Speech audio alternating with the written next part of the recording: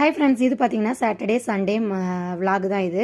Saturday morning வந்து husband டெல்லியிலேருந்து வந்தாங்க. ஸோ வர்றப்ப என்னெல்லாம் வாங்கிட்டு வந்தாங்கன்னு காமிக்கிறேன். வந்து ஸ்நாக்ஸ், என்னடா ஸ்நாக்ஸ் இவ்வளோ வாங்கியிருக்காங்கன்னு நினைக்காதீங்க. நம்ம எப்போவுமே வந்து இயர்லி ஒன்ஸ் ஊருக்கு போனால் தான் இந்த மாதிரி நம்ம ஊர் ஸ்நாக்ஸ்லாம் வந்து சாப்பிடுவாங்க பசங்க. இப்போ டெல்லியில் வந்து நிறையா இடத்துல வந்து நம்ம ஊர் ஸ்நாக்ஸு, நிறைய நம்ம ஊர் ஃபுட்டு கிடைக்குங்க.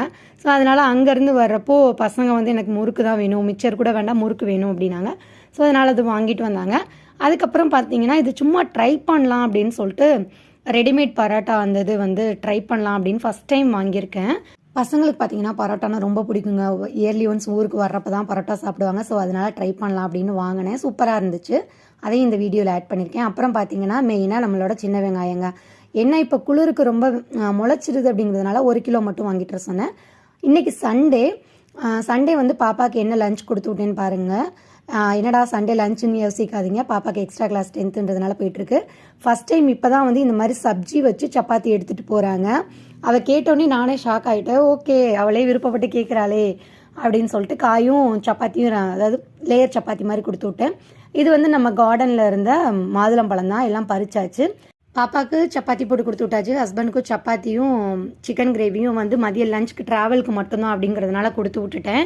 தம்பிக்கு வந்து மாவு பிணையணும் அப்படின்னு யோசிக்கிறப்ப தம்பியே சொன்னார், அம்மா எனக்கு வந்து பரோட்டாவே போட்டு கொடுத்துருங்க அப்படின்னதுனால ஓகே, சிக்கன் குழம்போட இந்த காம்பினேஷன் சூப்பராக இருக்கும் இல்லையா? ஸோ அதனால் வந்து தம்பிக்கும் பிரேக்ஃபாஸ்ட் வந்து பார்த்திங்கன்னா இந்த பரோட்டாவும் சிக்கன் குழம்பு வச்சு தான் கொடுத்தேன். இதுதான் ஃபஸ்ட் டைமு நம்ம ரெடிமேட் சப்பாத்தியோ பரோட்டாவோ வாங்கினது கிடையாதுங்க.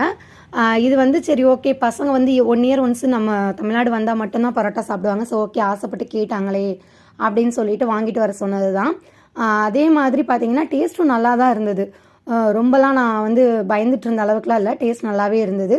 எப்போவாவது சாப்பிட்லாங்க, எப்போவுமே சாப்பிடக்கூடாது. ஸோ அதனால வந்துட்டு தம்பிக்கு வந்து காலைல பிரேக்ஃபாஸ்ட் வந்து பரோட்டாவும் சிக்கன் குழம்பும் தான். ஸோ தம்பிக்கு ரொம்ப பிடிச்சிருந்துச்சின்னு சொன்னார். இது வந்து பார்த்திங்கன்னா பாப்பா 9:30க்கு ஸ்கூலுக்கு போகிறப்ப எப்படி இருக்குன்னு பாருங்கள். லைட்டாக வெயில் அடிக்கிற மாதிரி இருக்குது, குளிரும் இருக்கும்.